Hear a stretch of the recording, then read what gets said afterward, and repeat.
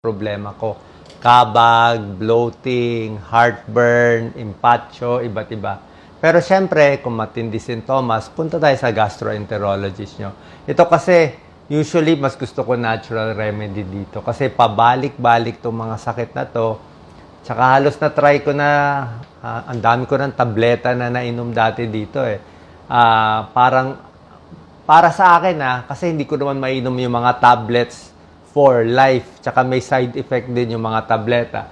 Puro natural remedy ginagamit ko. Kasi ang problema ko dito sa kabag ko, irritable bowel syndrome yung akin for several years. Actually, parang 20 years na to nararamdaman ko. So, isang problema muna, kabag.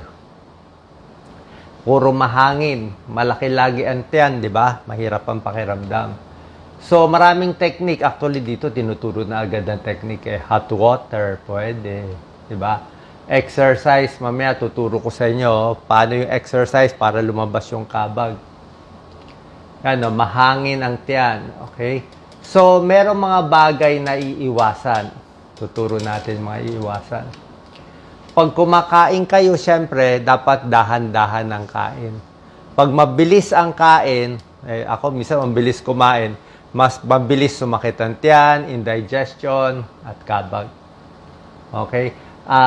Sigarilyo, hindi rin maganda. Alak, hindi rin maganda. Spicy foods, hindi rin maganda. Okay? Other causes, yung iba sa gatas. Yung iba okay sa gatas, yung iba hindi okay sa gatas. Lalo na kung meron kang lactose intolerant. Ano? Pag irritable bowel, ganun din makabag. Okay? Minsan masakit ang tiyan, minsan constipated, minsan nagtatae. At mahapdi siya. Parang cramping din sa tiyan mo. Ano pa mga iiwasan? Soft drinks. Makabag din yung soft drinks.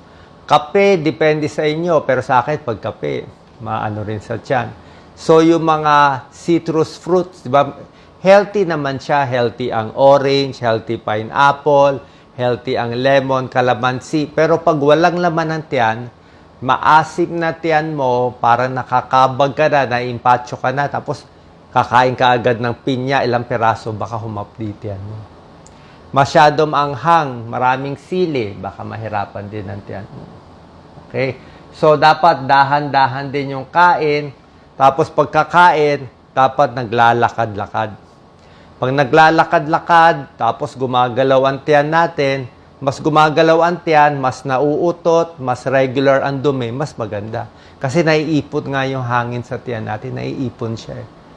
Tapos, pag acidic, gano'n din. Pag may GERD ka, parang punong-puno yung tiyan mo. Isa pa, mga oily foods, babawasan natin.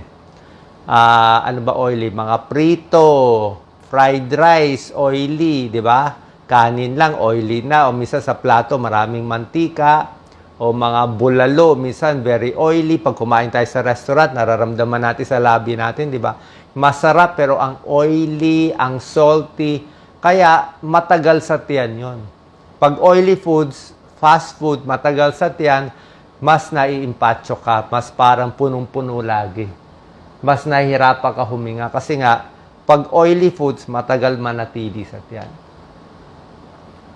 Meron din pagkain nakakagas, may mga gulay, lettuce, depende sa inyo.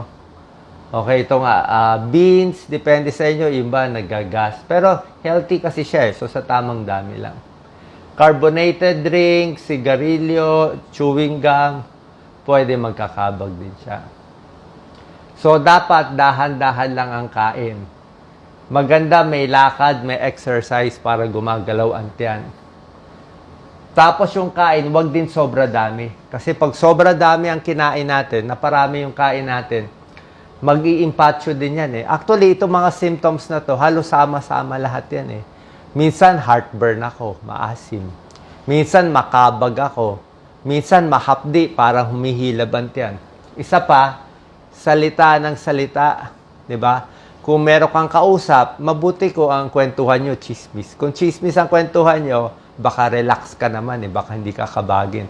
Pero kung may kaaway ka, may presentation, nai-stress ka sa boss mo, nagsasalita ka, kakabagin ka, lalaki ang tiyan mo. Tsaka pag kinabagan tiyan, ang problema dyan, maiipit ang tiyan mo. So, masakit sa tiyan, masakit yung muscle sa likod, parang ang laki-laki ng tiyan, mahirap po. Kaya maganda nga, maluwag yung pantalon nyo. Pag nasa bahay kayo, dapat maluwag para hindi na lalo maipit.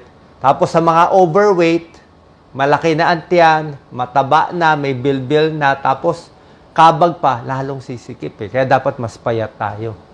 Mas payat, kahit may kabag, mas kakayanin. Simple carbs, actually, mga noodles, kahit instant noodles, mas kalmado yun. Kasi hot water siya. Hot water, hindi ko sinabi healthy ang noodles, ha. Pero ang point is, basta mainit, carbohydrates lang, noodle o mas kalmado ang tiyan. Ito lang nga maasim, ingat tayo. Dito, tignan nyo lang kung okay sa inyo yogurt or hindi. Ako, saging gusto ko. Saging, pang-ulcer, pang-gastritis, pwede yan saging.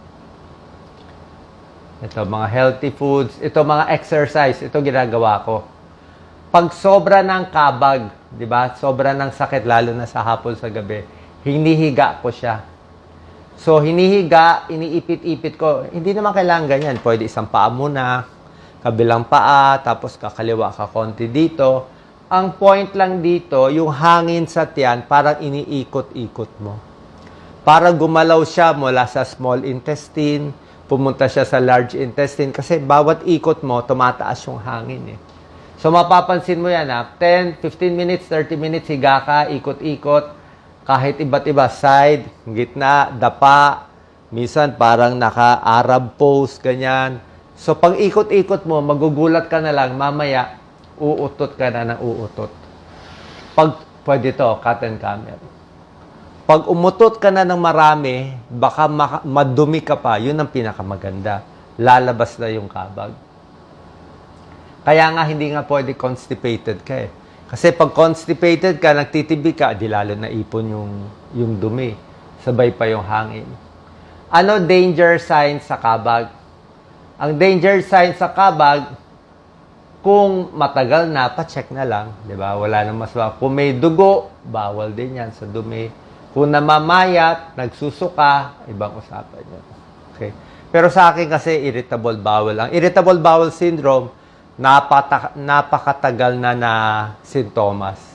Parang ilang years na, puro kabag, puro ganyan, wala naman makita ang doktor. Irritable bowel syndrome is stress-related. Stress-related, related sa depression, related sa mental health. So, yan mainly yung kabag. Ito naman, para sa impatcho. Halos ganun din yan eh. Sa impatcho, ganun din. So, nai-impatcho ka kasi mahangin o mabilis ang kain mo. Hot water pa rin. Yung pinakamainit na tubig or chamomile tea, mas kalmado ang tiyan usually sa hot. Hot water better than cold water. Pag maasim, lalo na kung may ulcer ka, nangangasim, after meals na lang.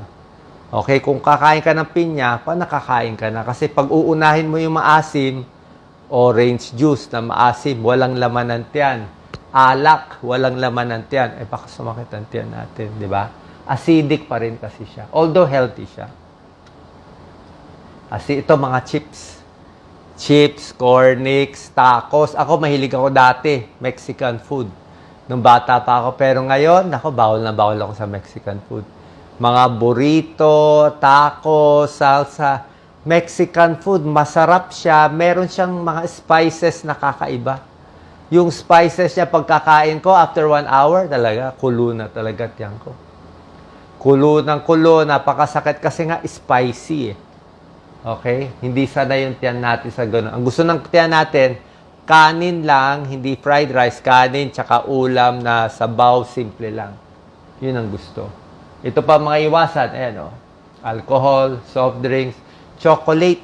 Mahilig ako sa chocolate, kahit dark chocolate, healthy.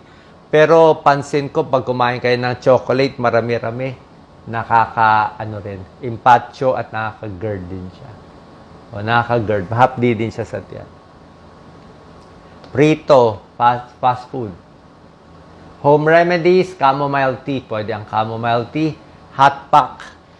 Tapos sa gabi, minsan binabalot ko sa unan. Mas mainit, mas kalmado. Tapos maluwag lang ang pantulog mo. Luya, pwede, wag lang masyado matapang. Saging, pwede. Manok, ito mas okay. Basta wag lang mamantika at saka konting gulay. Huwag hihiga agad, okay? Pagkakain, huwag hihiga kasi pag humiga agad tayo, maha-heartburn naman tayo. More tubig, more exercise, tapos nag-exercise, gagalaw-galaw. Mga bagay pa ito, loose clothing. Yan. Manage your weight, sinabi ko, di ba? Huwag magpapakataba.